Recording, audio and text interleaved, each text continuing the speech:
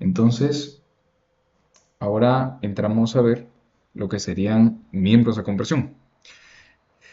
Nuevamente, si tenemos algún perfil que pues obviamente tiene alguna carga aplicada, siempre en sentido longitudinal,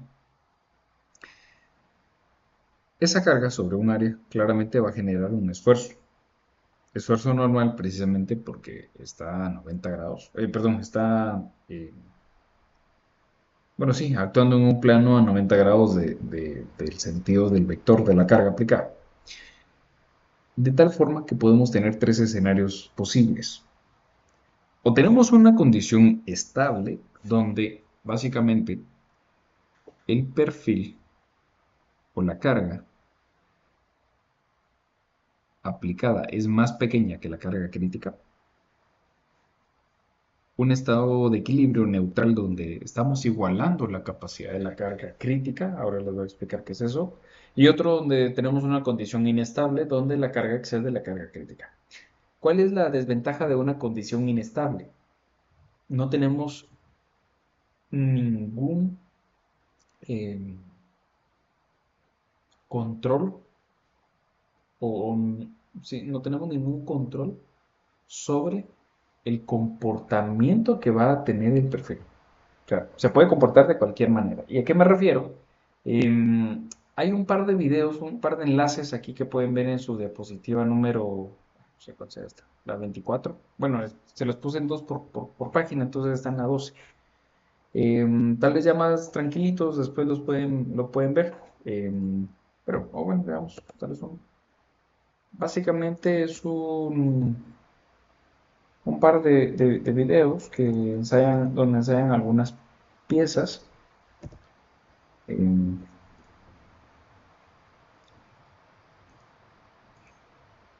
Vamos a ver.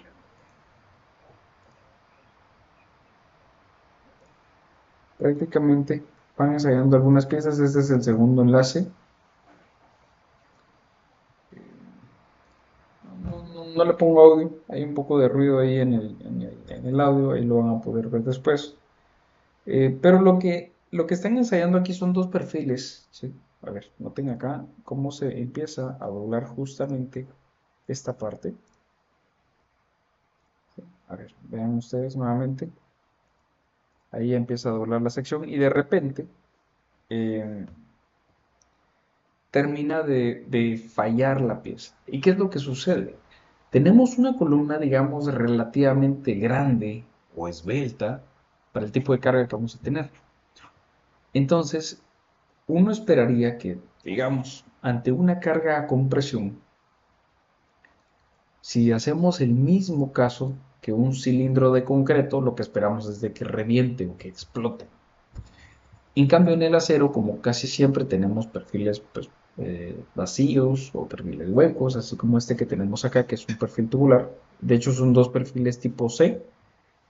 Cold form es el perfil formado en frío. Entonces tenemos un tubo hecho de dos costaneras, digamos, que básicamente a lo que hace referencia es que precisamente tendría eh, pues muy poca área o muy poco radio de giro comparado contra la longitud de la pieza. Son perfiles de costaneras, si conocen las costaneras o han visto los techos enlaminados, son perfiles que incluso uno con la mano puede doblar. Son láminas delgadas, de 1 milímetro, 1,5 milímetros, 2 milímetros, o sea, es algo bien delgadito. Entonces, aquí entra un nuevo criterio que es la esbeltez. Hablando de perfiles a tensión, decíamos que la esbeltez pues, era solamente una relación entre la longitud sobre su radio de giro y que no excediera los 300.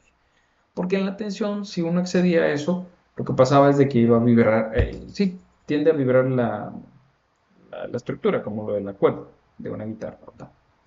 En cambio, si hablamos de que estamos comprimiendo algo, y si por ejemplo tenemos una columna muy pequeña, muy corta en longitud me refiero, la esbeltez va a ser baja. Entonces cuando nosotros tenemos miembros en compresión que son que son cortos en longitud, la relación de esbeltez va a ser baja. Por lo tanto, es muy probable que cuando comprimamos el comportamiento sea muy parecido a un cilindro de concreto ensayado a compresión. Por lo tanto, va a ser una deformación plástica uniforme, o sea, se va a aplastar el perfil. En cambio, cuando nosotros tenemos perfiles en compresión intermedios o largos, y ahí es donde aparecen los dos enlaces, lo que pasa es de que en vez de aplastarse toda la sección, se termina doblando para un lado. Bueno, entonces, analicemos los perfiles de compresión que sean cortos. Básicamente estos tienen relaciones de esbeltez muy bajitas. El comportamiento estructural no es afectado por inestabilidades. La resistencia a compresión depende exclusivamente del área. O sea, si quieren resistir mucha compresión, pues hay que meter más área. Y eso va a aumentar la capacidad de la carga a compresión. Normalmente plastifican por completo, porque no deforman para uno u otro lado. Y la falla va a ser determinada por mero aplastamiento. O sea, aplastan los perfiles por completo. En cambio, los intermedios o largos pasa lo que veíamos en el video. Tienden a doblar hacia algún lado, precisamente porque la esbeltez ya anda de intermedio para esbelteces largas. ¿Sí? Ya son esbelteces que normalmente tienden a producir un resultado de comportamiento diferente al esperar. Entonces, la rigidez axial del miembro es suficiente para posponer la iniciación del fenómeno de inestabilidad hasta que parte del material empieza a plastificar. Pero ese es el problema. Si ustedes recuerdan el video donde señalé con una flecha, ahí plastifica. Pero todo el resto de la sección no se encuentra deformado. Entonces, ese es el problema de utilizar perfiles en compresión que sean con esbelteces largas, que pueden fallar en un punto y solo ese punto va a plastificar, más no toda la columna, por ejemplo. Entonces, ya ahorita, pues uno empieza a tener la idea de que hay que tener bastante cuidado con el tema de la esbeltez en columnas, porque son generalmente las piezas que están en compresión, o también el riostras o brazas.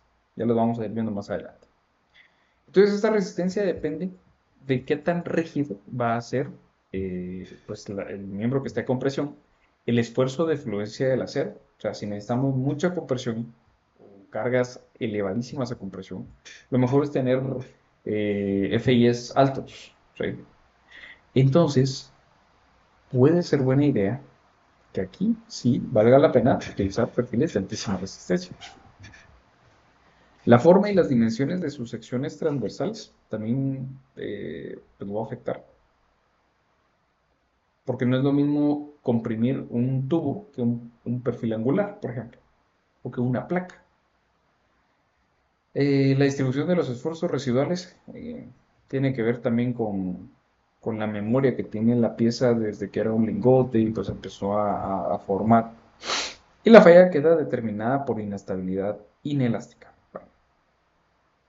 Básicamente, en pocas palabras, los dos videos que ustedes podrán ver. Entonces, cuando hablamos de perfiles o miembros a compresión que tienen esbeltez intermedia o grande o larga, hablamos también de la carga crítica para que la columna vaya a pandear. Entonces, esa carga crítica de pandeo es la P sub CR que veíamos hace un momento. Si nosotros tenemos, básicamente, una carga aplicada superior a la carga crítica, nuestra condición es inestable, que es precisamente este punto, porque no tenemos una claridad de hacia dónde puede doblar o pandear nuestra columna. Y por lo menos la teoría de Euler lo que trata de explicarnos es precisamente a partir de que se sabe que la forma de la columna va a terminar doblando en este sentido, que es más o menos una forma, hablemos, muy parecida o muy, es una forma predictiva de cómo va a deformar en los casos como los videos que veíamos, que por ejemplo,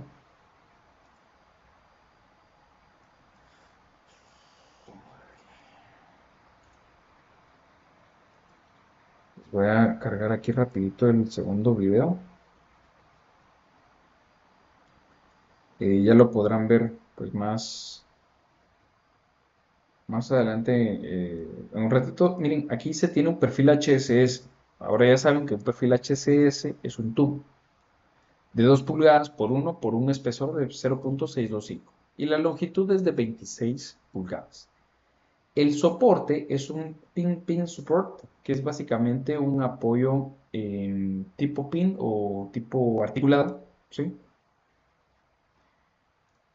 No, no es articulado, sino es simplemente apoyado, perdón. ¿Y cómo lo logran ellos? Pues el tubo que están ensayando, básicamente lo van a montar sobre un cilindro, quiere decir de que no tiene restricción ante rotación, pero sí tiene restricción vertical. O sea, de aquí el tubo no va a pasar, porque está en medio de una prensa para empezar. Sí puede deformar hacia donde él quiera, y precisamente cuando empiezan a cargar la pieza, es lo que tiende a pasar. Entonces, si no hay ninguna restricción ante la rotación, noten ustedes también cómo empieza a deformar aquí menos, y pues obviamente al centro muchísimo más. ¿Sí? Aquí más, y va subiendo y va subiendo. Bueno, luego hay una gráfica de carga versus deformación conforme va deformando o van aplicando más carga y precisamente alcanzan el FIA y luego cuando deforman la pieza ya no tiene un comportamiento de plastificación predecible, sino que simplemente ya no aguanta tanta carga y se deforma. Pero si ustedes se recordarán de la manera en que aproximadamente doblaba la pieza, era que formaba pues algo muy cercano a una curva. Y eso es precisamente la teoría de Euler. El único inconveniente es de que la teoría de Euler a nivel conceptual nos funciona, pero aquí entramos en una gran restricción, que es de que los extremos deben de girar libremente. O sea, no puede haber ningún tipo de restricción ante rotaciones. ¿Por qué? Precisamente porque si tenemos algún tipo de restricción ante rotación, el comportamiento ya no va a ser este, ¿sí?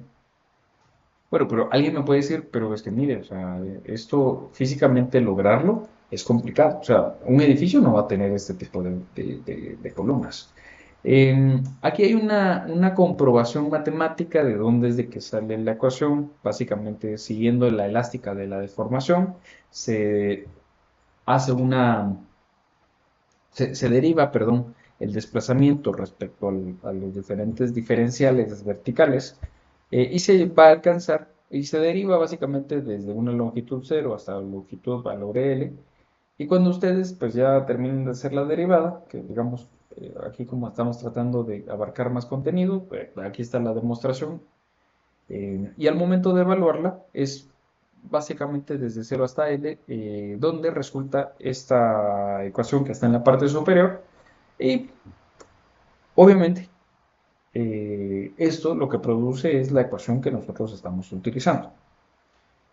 Después de obtener la carga crítica equivalente a pi cuadrado por elasticidad por inercia sobre L cuadrado, eh, que es la forma ya trabajada, ya simplificada, ya resultante. Y a sabiendas de que el radio de giro es, obviamente, la raíz cuadrada de la inercia sobre el área, ojo, siempre va a ser la inercia más pequeña, o el radio de giro más pequeño. Porque cada carga crítica, si por ejemplo, a ver, tomemos el perfil 8 por 8. En el radio de giro en X me da 3,49 pulgadas, mientras que el radio de giro en Y es de 1,26. Es decir, que si yo cargara esta columna, es más probable que me vaya a deformar hacia este sentido, ¿sí? Porque es el radio de giro más pequeño. Mientras que, pues, obviamente, si es en el otro caso, pues, sería al revés. Pero es más fácil o más probable que me deforme en el sentido menos resistente. Entonces ahora alguien pues con toda razón me podría decir, pero es que esto es complicado de conseguir precisamente cuando estamos analizando algún tipo de escenario real. Bueno, ¿y qué es lo que pasa? Eh, que cuando nosotros tenemos algún tipo de de comportamiento de este tipo, lo que va a suceder es de que me voy a adelantar ahorita un par de diapositivas y ahorita regresamos. ¿Sí? Vamos a tener que afectarlo por esa cantidad de longitud que sí puede deformar, donde ya es libre la rotación de cada perfil. Entonces ahí vamos a retomar esta tabla que estoy seguro la vieron en análisis estructural o en algún curso con anterioridad, pero hace referencia a que prácticamente la columna puede deformar en alguna porción o en alguna proporción de la longitud. Bueno, ahora regreso un poquito por acá. Estábamos en esta diapositiva, y ¿qué es lo que sucede? Hablemos de la relación de esbeltez. La relación de esbeltez ustedes la pueden definir como, recuérdense, esbeltez, escribir toda la palabra, la esbeltez sería la longitud sobre el radio de giro. Si mi longitud es baja, la esbeltez entonces va a ser bajita. Hablando de que es el mismo perfil, y obviamente el radio de giro siempre va a ser el mismo. O sea, no es lo mismo decir de que yo tengo un radio de giro, el de, ¿cuánto era? 3 pulgadas, creo. 3.49. Ah, bueno, o el más pequeño que es 1.26. Pues no es lo mismo decir de que yo tengo una longitud, hablemos de pulgadas, no sé, para conseguir una relación de esbeltez con una longitud de 1.26 sobre 1.26 me da una relación de esbeltez de 1, ¿sí? Pero imagínense, o sea, una columnita de 1.26 pulgadas de alto es algo muy pequeñito. Ahora, si yo digo que tengo una columna de 12.6 pulgadas sobre un radio de giro de 1.26, tengo una relación de esbeltez de 10, ¿sí? Bueno, ¿y cuánto es eso de 12.6 pulgadas? Pues 12.6 por 2.54 son 32 centímetros. Ni siquiera es una columna, o sea, 32 centímetros es un pi. O sea, no es mucho. Bueno, ensayemos ahora qué pasaría si yo tuviera una relación de esbeltez de 100. Para obtener un 100, pues obviamente yo debería de el L sobre R dividir 126 pulgadas sobre 1.26. Y esto sí me da una relación de esbeltez de 100, ¿sí? Eso, básicamente, si lo traslado a medidas de columna, sería 126 pulgadas por 2.54, 320 centímetros dividido 100, digamos, pues es una columna ya de 3 metros 20. Eso sí es una columna, ¿no? Bueno, ¿y qué es lo que pasa? Que para esa relación tan alta, o sea, si se dan cuenta, empezamos con una columnita de 1 pulgada 26, luego con una columna de 30 centímetros o las 12.6 pulgadas, y luego nos fuimos a una relación de esbeltez de 100, que es una columna de 3 metros 20. Eso sí es una columna de un entrepiso, digamos, más o menos. Bueno, entonces, ¿por qué la relación está de esbeltez? Precisamente porque si yo L lo voy dividiendo sobre R y empiezo a irme a valores más altos de L sobre R, mi pandeo entonces se va a comportar de manera elástica. Y aquí caemos al esfuerzo crítico. El esfuerzo crítico, con la misma área de sección, entonces va a ser proporcional a mi carga crítica, ¿sí? Tengo el mismo FE, perdón, tengo la misma, sí, bueno, la misma área. Entonces, si yo aumento mi carga, lo que va a pasar, si aumento mi relación de esbeltez, es de que mi capacidad de carga crítica va a disminuir, ¿sí? Precisamente porque yo este denominador, aunque esté elevado al cuadrado, si yo aumento mucho mi denominador, mi carga crítica, que es pi cuadrado por elasticidad dividido L sobre R al cuadrado, si aumento mi denominador, mi carga de pasar de un punto determinado va a disminuir, ¿sí? Digamos que aquí estoy en mi valor de relación de esbeltez de 10 y aquí estoy en mi L sobre R de 100. Entonces, ¿qué es lo que pasa? Que mi carga crítica, mientras más grande o más larga sea mi pieza, con el mismo radio de giro, va a ser menos, ¿sí? Entonces, por eso es de que no podemos tener piezas tan esbeltas en acero. porque nosotros mismos estaríamos induciendo algún tipo de falla prematura. ¿Me doy a entender o alguien tiene alguna pregunta? Ok. Sí se comprende, ingeniero. Solo imagino que hay un rango para establecer si la esbeltez es baja, intermedia o alta. Sí, eso lo vamos a ver justamente aquí. Ahorita llego a ese punto. Buena pregunta. Ahorita lo vemos. Entonces, mire pues, em, aquí hay un ejemplo donde precisamente la misma columna con diferentes longitudes es ensayada y tiene diferentes tipos de comportamientos. Entonces aquí es precisamente la influencia de la esbeltez de este mismo miembro estructural en el comportamiento de compresión. En el inciso A yo tengo la misma sección, el mismo diámetro, digamos 10 pulgadas, por ponerles un ejemplo. Ensayado metro, si se dan cuenta, plastifica justamente acá, o sea, se está aplastando. En el inciso B ya tenemos una longitud de 1,5 y tenemos una combinación entre aplastamiento y que está llegando a pandear. En cambio, en el inciso C, ya con una altura de 2 metros, tiene una plastificación pero donde pandea. Y en el inciso D, nuevamente la misma sección, pero con una relación de esbeltez mayor, porque la longitud aumentó, ya ni siquiera plastifica. O sea, aguanta menos, en pocas palabras. Ahí la pueden ir viendo en sus diapositivas. Muy bien. Ahora, ya antes de llegar al tema este de qué tan esbelto puede ser un perfil o no, eh, todos conocemos el módulo de elasticidad, ¿sí? El módulo de elasticidad, si tenemos una gráfica esfuerzo de formación, es la que conocemos desde resistencia a materiales. Quiere decir de que a más esfuerzo, mi pieza se va a deformar.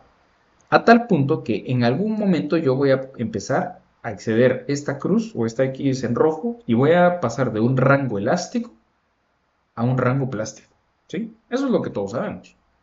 Pero sucede de que cuando yo estoy desde cero, esfuerzo de formación, hasta alcanzar mi máximo módulo de elasticidad, estoy a punto de abandonar mi rango elástico. Entonces mi pieza empieza a plastificar. Por eso es el F sub P, la fuerza de plastificación. Pero fíjense que sucede algo bien particular en el acero. Y es de que en 1889 se determinó de que la relación de comportamiento después de exceder precisamente el rango elástico, el FI, empieza a comportarse de manera curva. Y esto es específicamente el módulo de elasticidad tangente o el módulo tangente variable, cualquiera de los dos. Eso quiere decir de que pasamos de tener un E a un E sub T. Y el E sub T, pues no es más que una curva formada por diferentes tramos eh, que van variando conforme cada eh, incremento de esfuerzo. El problema es de que es un módulo muy complicado de calcular. Digamos que, ok, ya, no, o sea, no solo de por sí nos cuesta ver el módulo de elasticidad y luego tenemos un módulo de elasticidad que para empezar no sigue algún comportamiento determinado, sino que con cada diferencial cambia su valor. No es ninguna forma lineal, no es parabólica ni similar, sino que depende de cada tipo de acero. Con aquella gráfica donde comparábamos el A36 con el grado 50 y cualquier otro grado, el grado 110, etcétera, etcétera, cada material, dependiendo de su composición química, tiene un módulo tangente variable diferente. Entonces es algo bien impredecible. Entonces, eh, dicho con una definición, el módulo tangente o E sub t se define como la pendiente de la recta tangente a la curva, esfuerzo de formación para valores entre la fuerza Fp y F sub Y, que corresponden a los esfuerzos límites de proporcionalidad del elástico y el cedente respectivamente. Pues probablemente el plástico y el cedente. Pero notarán ustedes que como no es una línea recta, entonces no se puede trabajar como este módulo de elasticidad, que ese módulo de elasticidad incluso las dimensionales son KSI o kilolibras sobre pulgada cuadrada. Porque conforme aumento cada kilolibra, así me afecta sobre la pulgada cuadrada. Es lineal. En cambio el otro es siempre, o sea, sí es fuerza sobre área también, pero es variable. Entonces, lo único que sabemos con certeza es de que el módulo tangente es mucho menor al módulo de elasticidad. ¿Qué me quiere decir esta gráfica? Precisamente que si yo voy a tener, y ahorita vamos a ver el tema de las esbeltez, que si yo tengo, vamos a ver, aquí está, justamente acá, en el cuadro en naranja, tengo un área del comportamiento, nuevamente, entre el esfuerzo, pero ahora relacionado a la esbeltez, que solo se puede alcanzar si toda mi sección plastifica. Y eso va a ser solamente en columnas cortas. Para que pueda plastificar mi sección, quiere decir que yo debería de tener un comportamiento inelástico. ¿Sí? Y precisamente el esfuerzo crítico va a ser el módulo de elasticidad tangente por pi cuadrado sobre L sobre R cuadrado.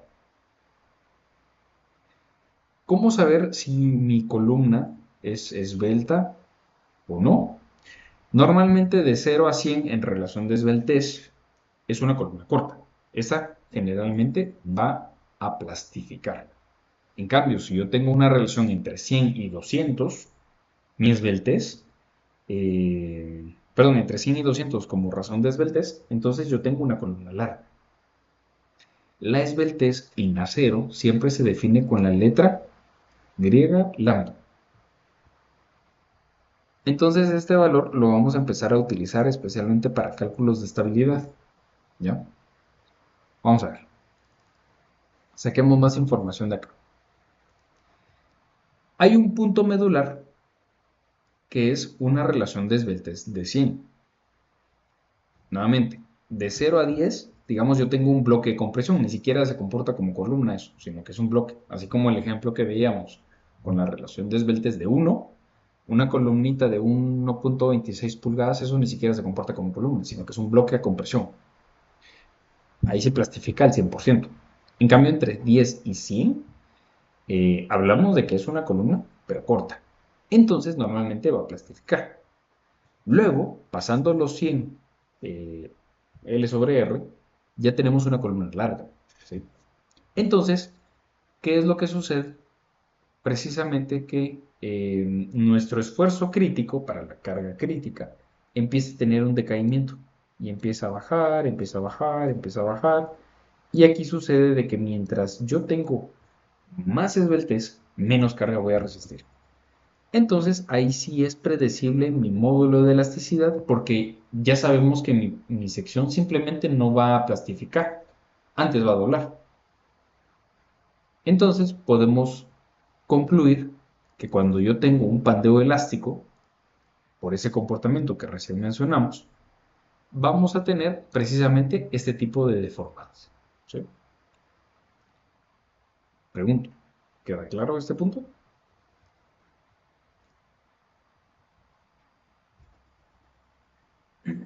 Muy bien. Ahora, cuando hablamos de pandeos o de fallas, gracias muy amables por confirmar, ¿qué tipo de falla podemos tener en nuestra sección? Pueden fallar muchas partes en realidad. Puede fallar el patín y a esto se le conoce como pandeo local. También en realidad podría fallar el alma, pero es poco probable en realidad por la geometría y por la cercanía o, y mejor dicho, la lejanía respecto a los ejes X y Y. ¿Sí?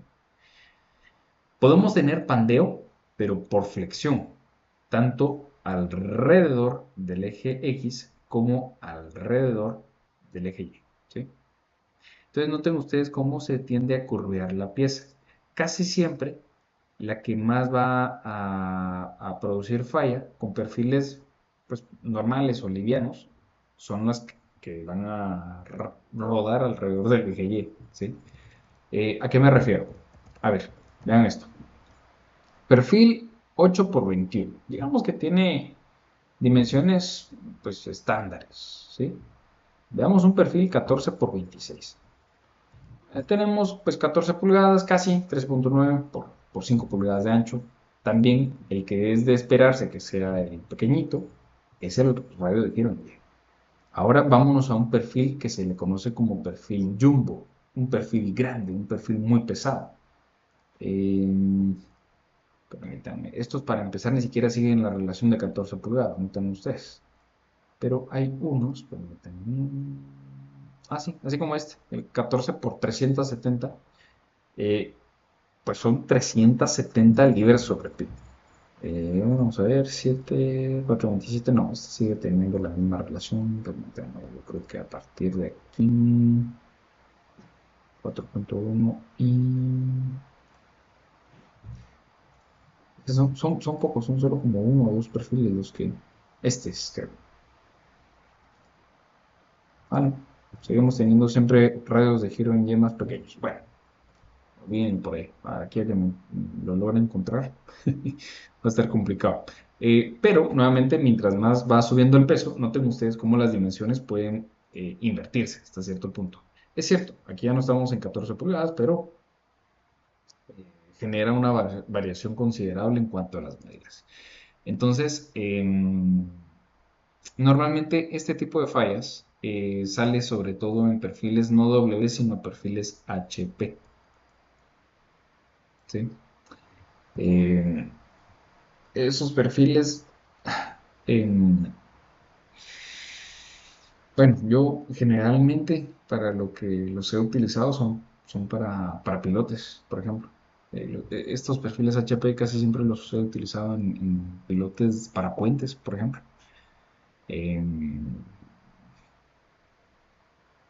Después de ahí, para alguna que otra contención o alguna columna que simplemente tenga mucha carga axial, ahí los he utilizado. Y normalmente los perfiles W casi que siempre tienden a pandear así. Precisamente por lo que vimos ahorita en el Excel, donde es que falla, ¿verdad? Aunque también, si por ejemplo nosotros ya tenemos muchas vueltas en la pieza, puede darse el caso en el cual, solo que ahí ya tenemos una combinación de esfuerzos, ya tendríamos un pandeo pero por torsión, y es precisamente que la pieza gire en alguno de los lados, pues produciendo obviamente un esfuerzo de torsión. Entonces ahí, pues sí es un tipo de pandeo, pero esto se sale un poco de lo de la carga crítica, pero es una posible falla. Y normalmente puede suceder en edificaciones donde, pues obviamente, vaya...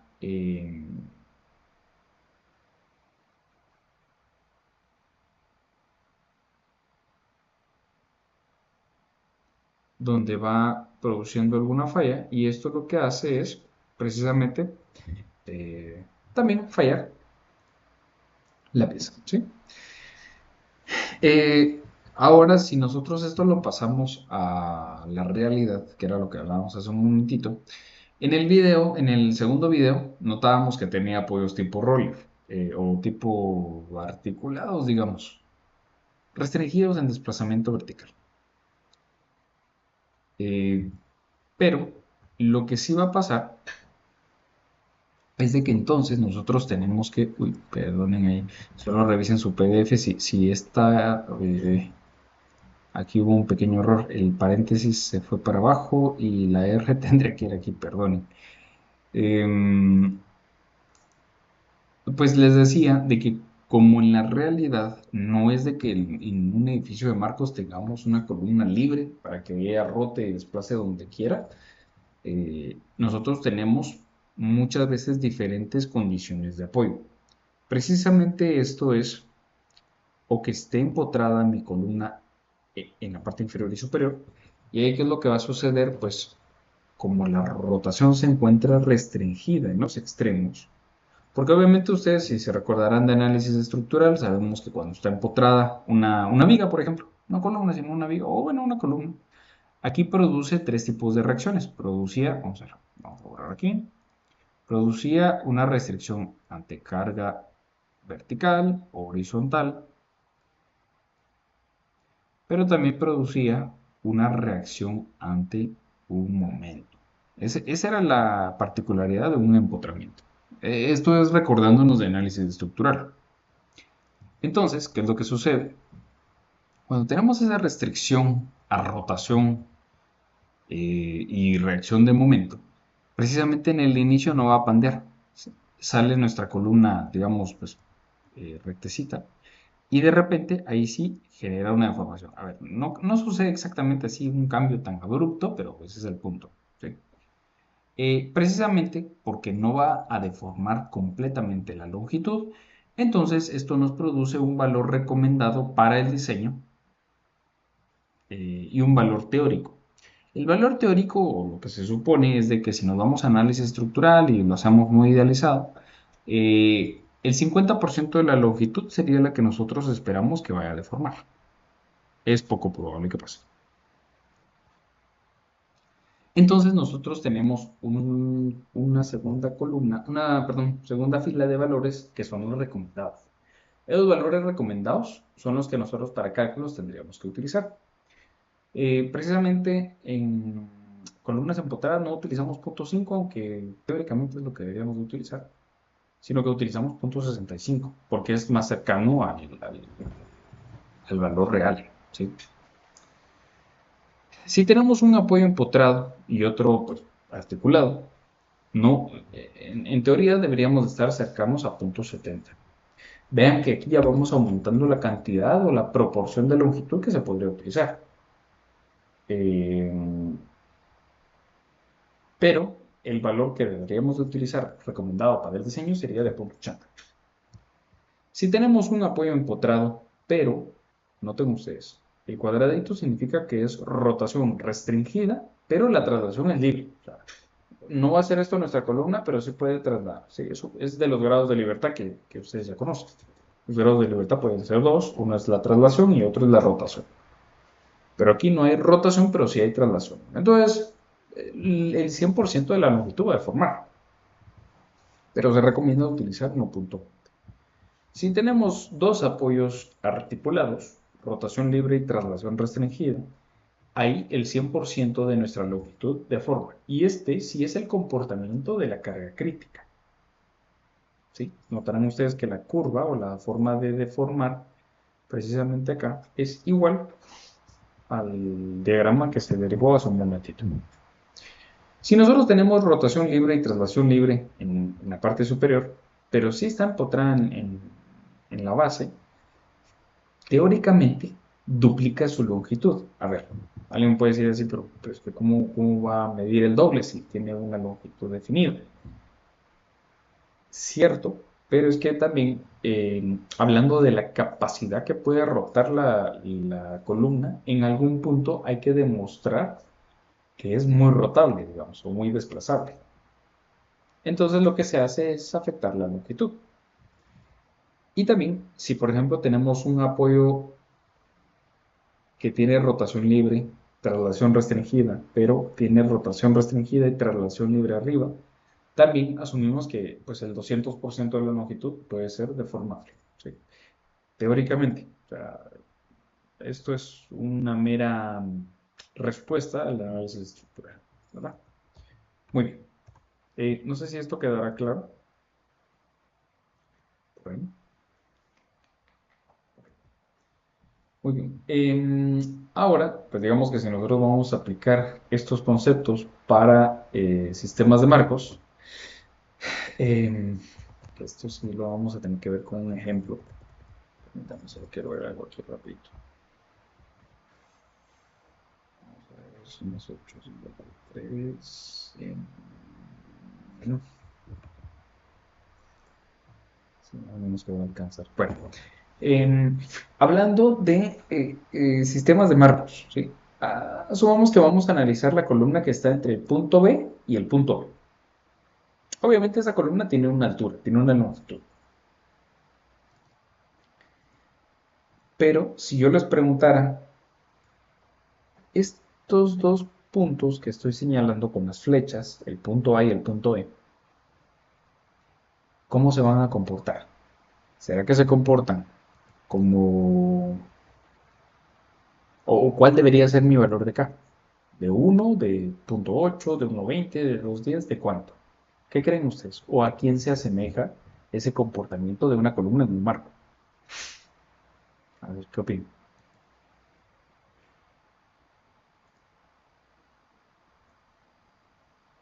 Tal vez como doblemente empotrado.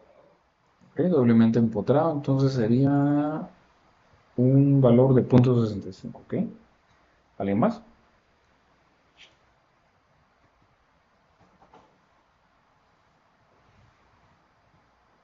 Dependiendo de la ubicación de la columna, digamos, mientras más pisos tenga encima, tendería a comportarse como doblemente empotrado, pero yo consideraría que pisos intermedios podrían ser más o menos doblemente articulado, quizá, y el piso superior sí podría tener más tendencia a voladizo. Ok. Ahora les pregunto, vamos a ver, por ejemplo, vamos a ver ustedes, a ver si aquí tengo mis esquemas, quiero ver. No, sí, mira, por ejemplo, esto es un extracto de Hibbeler, análisis estructural, de un curso por ahí que ya hace algún tiempo. Bueno, ¿creen ustedes que se puede llegar a alcanzar este tipo de comportamiento donde las vigas y marcos se formen de esta manera? ¿Será posible?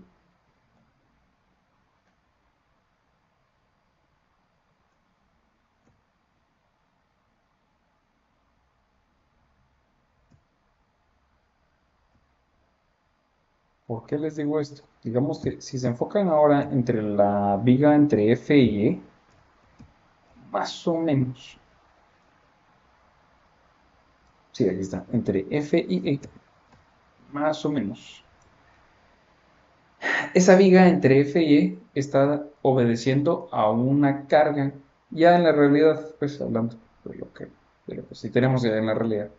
Si nosotros tenemos una carga distribuida en nuestro entrepiso, pero también tenemos una carga sísmica, una P sub 2, pues normalmente la viga entre B y E, que es pues, el ejemplo similar a la viga entre F y E, tiende a deformar de esta manera, ¿sí? Lo mismo pasa entre la viga entre B y D. Pero lo que sí está haciendo precisamente este punto es de que también está produciendo alguna rotación en mi columna.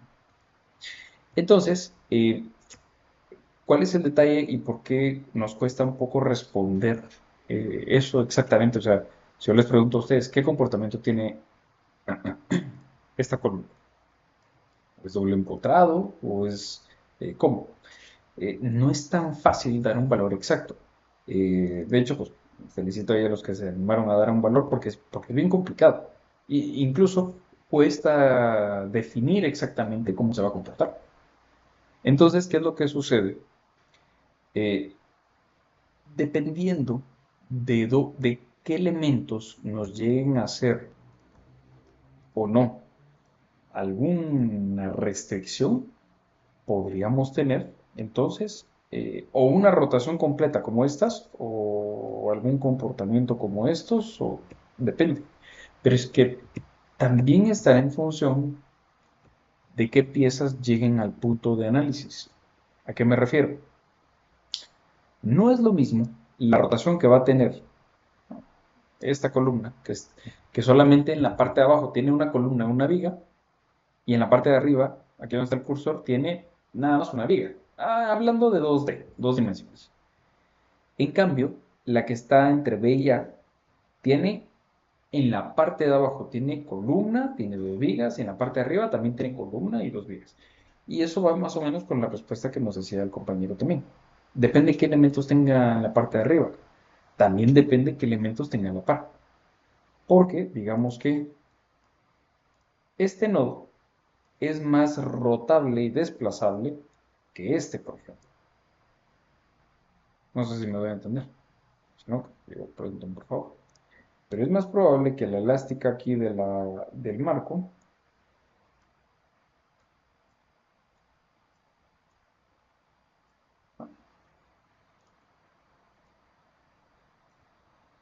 pues estoy tratando de deformar aquí el marco, pero me cuesta hacer esto a manera de chances. Más o menos por ahí. Pero este punto en la parte superior, justamente este, como no tiene tantas columnas o tantas vigas, va a tender a cambiar. Y esto es lo último que vamos a ver el día de hoy. Precisamente, si yo tengo incidencia o presencia de vigas y columnas, así va a ser como se va a afectar. Entonces tenemos el siguiente punto. Cuando yo tenga, y incluso acá dice, en el caso de las columnas que forman parte de un sistema estructural, el factor K no se puede definir bajo las condiciones ideales que vimos en la tablita, donde se asumían extremos libres, articulados y o empotrados, sino que hay que evaluar la razón entre la rigidez de las columnas y la rigidez de las vigas, ¿sí?, que llegan al nodo en cada dirección, para tener una medida de la restricción a la rotación de cada junta. Y así es como se logra de una manera correcta la estimación del factor de longitud.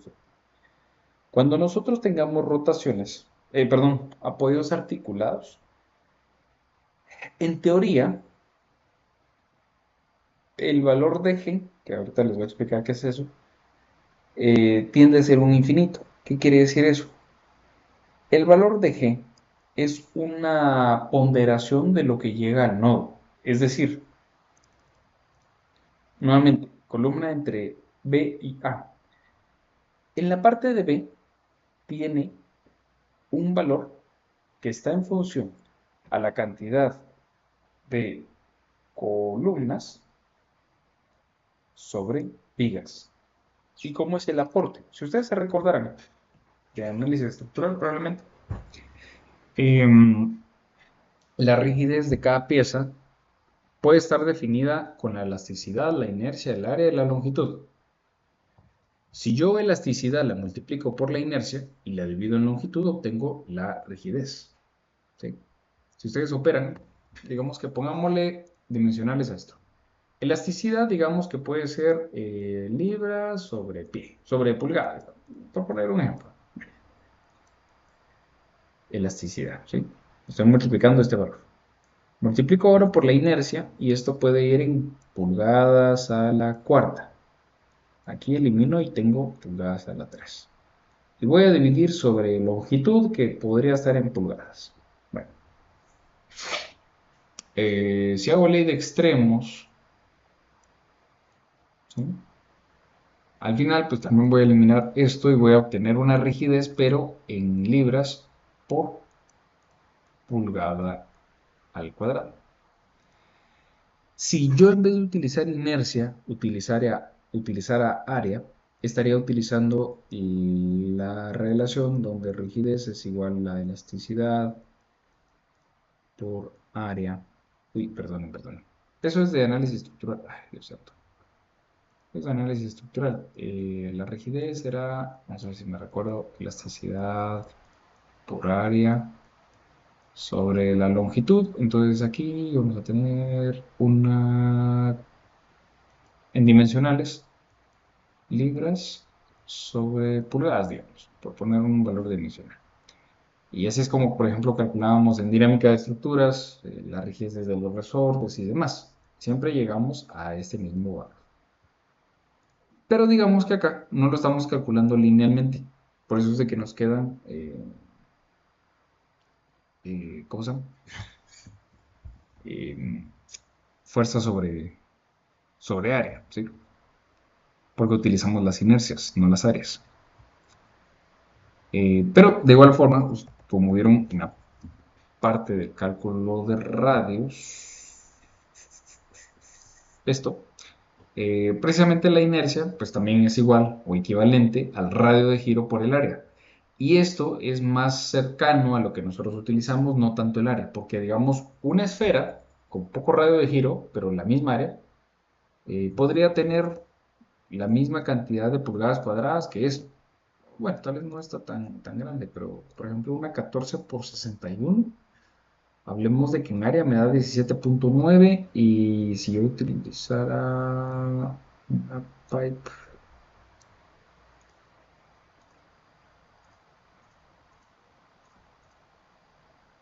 bueno, aquí en lo que me pongo a cuadrar estas áreas creo que va a ser complicado, 15, 14, bueno,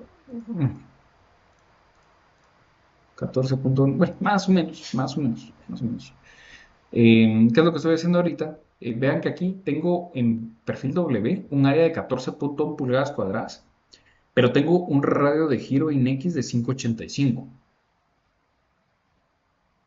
Mientras que con más área, o sea, de 14 pulgadas a un perfil tubular hueco, que me da 14.7 pulgadas cuadradas, el radio de giro me pasa de 585 a simplemente 2.08 tanto en X como en Y.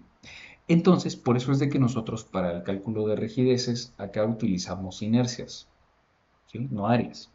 Porque la inercia, precisamente por esta ecuación, es la que sí está relacionada con el radio de giro, ¿sí? Para qué o de que les causara duda. Entonces, ¿cómo vamos a determinar la rigidez por nodo? Dándole la participación adecuada al radio de giro. Las elasticidades de las columnas las multiplicamos por su inercia y las dividimos en las longitudes de la columna.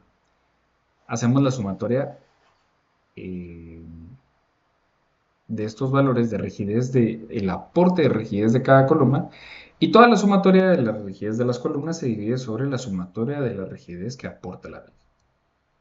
Como estamos hablando sobre el mismo material, es decir, que las elasticidades pues podemos anularlas, ya que es como un factor común, entonces podemos concluir o resumir que el aporte o la rigidez en cada nodo sería la sumatoria de la sumatoria de la inercia de columna sobre longitudes de columna, dividido la sumatoria de inercias de viga sobre longitud de vigas. ¿A qué me refiero? Si por ejemplo analizamos G sub B, o sea, el valor de G en el nodo B, aquí tendríamos ¿cuántas columnas llegan a este nodo en B? Pues tenemos la columna, vamos a ver, si este es el nivel 1, 2, 3 y 4. Tenemos la columna C4, digamos, y la columna C3. Y eso nos va a dar eh, la rigidez de G, no en X, sino en el nodo B. Entonces yo tendría la rigidez, el aporte de la rigidez de la C4 más la C3. ¿Sí?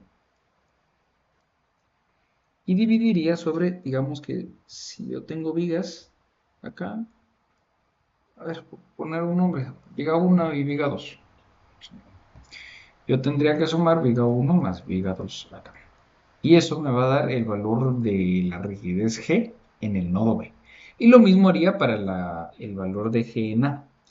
Tengo viga 3 y viga 4, digamos. Entonces el valor de G en A sería igual a la columna, ahora sería la C3 más la C2. C3 más C2 dividido en B3 más B4. ¿Sí? Entonces, así es como nosotros sacamos el aporte de cada pieza que llega a participar en el nodo. Y digamos que mientras más columnas tenga un nodo, pues obviamente va a ser más difícil que la columna reflecte o deforme. Les agradeceré mucho que puedan revisar estas diapositivas. Aquí hay pues algunas comparativas que vamos a ver la próxima clase. Pues ya no nos va a dar tiempo el día de hoy.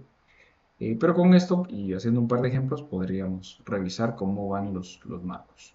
Lo que sí es de que por lo menos del cálculo manual nos vamos a enfocar a marcos o pórticos que tienen mucha desplazabilidad, o sea que no tienen riostras o sistemas de embrazado. Y vamos a hacer unos ejercicios para que ustedes puedan ver ahí con cálculos cómo queda esto, ¿verdad? No sé si alguien tiene alguna duda. Buenas noches, ingeniero. Buenas noches. Yo tengo una duda, digamos, si nosotros quisiéramos analizar cada elemento, en este caso viga, columna, por aparte, así como un método analítico y poder evaluar esa parte de empotramiento en todos los elementos. ¿Sería posible o sería como bueno hacerlo? Sí, sí se puede hacer. De hecho, se puede hacer manualmente, pero va a llevar mucho tiempo. Entonces, lo que vamos a hacer es hacerlo ¿cómo se llama? Con programas. Entonces ahí vamos a encontrar los valores de G.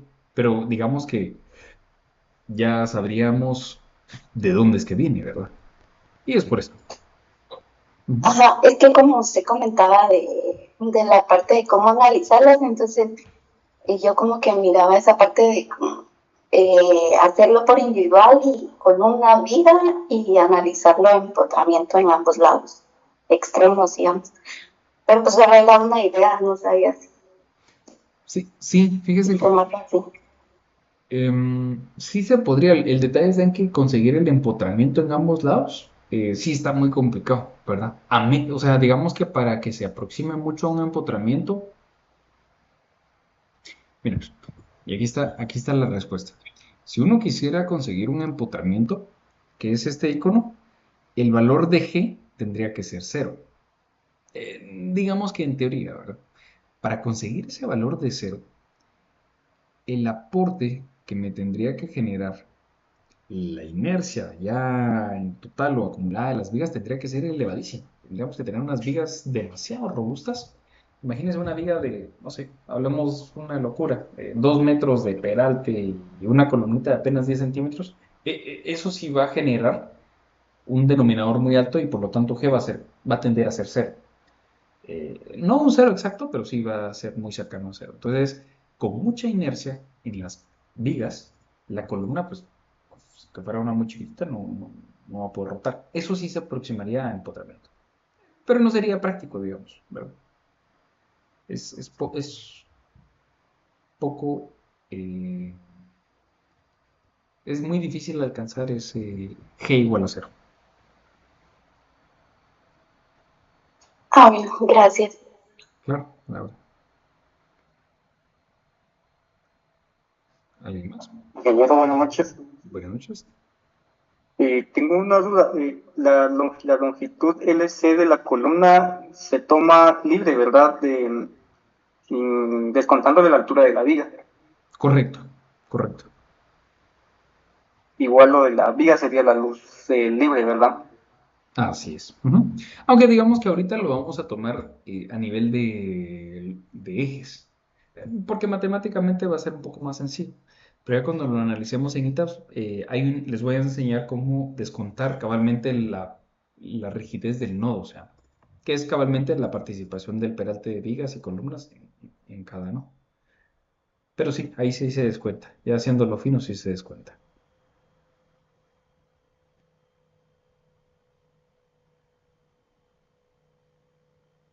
¿Alguien más?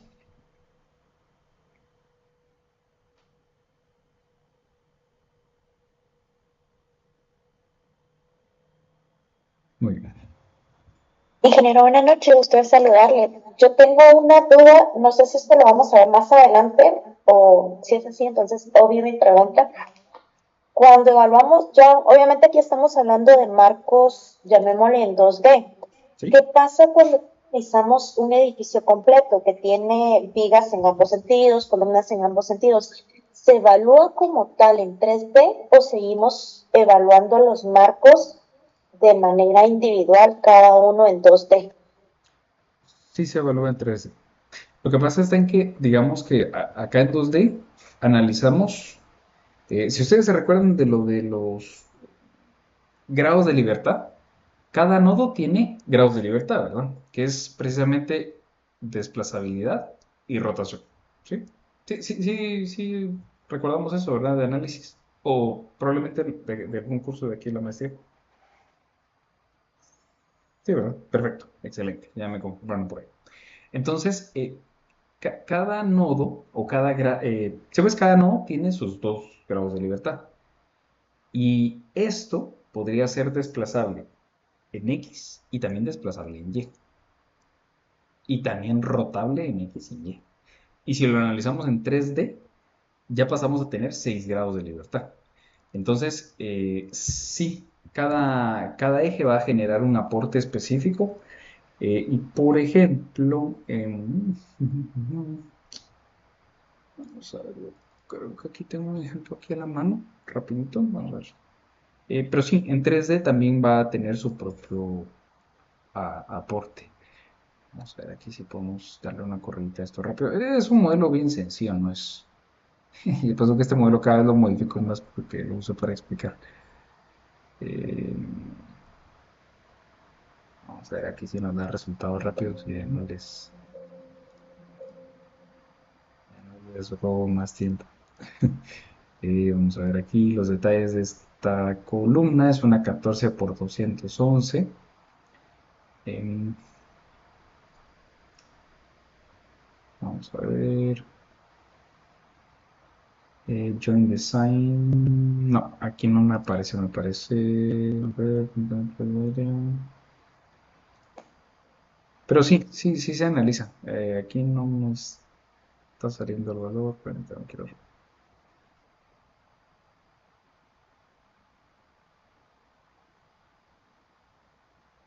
Bueno, el programa, vamos a ver. El programa lo tiene de otra manera.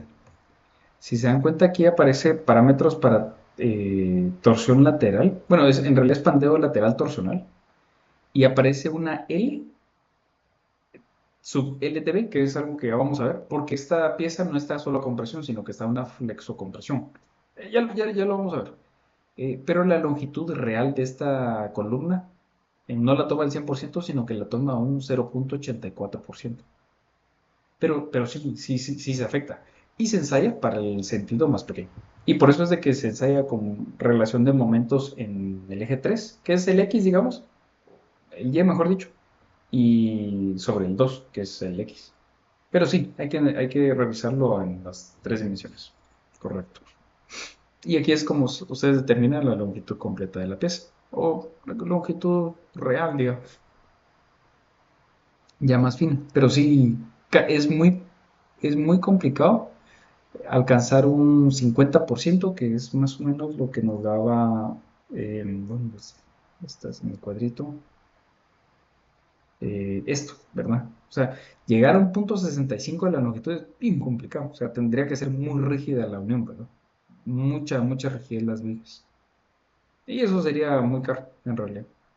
Entonces, es la ventaja de las estructuras de acero que uno puede definir o dejar que sean rotables o desplazables, que al final no fallan, no es malo, solo son más elásticas, por eso desarrollan más ductilidad, ¿verdad? Pero es por eso. ¿Alguien más?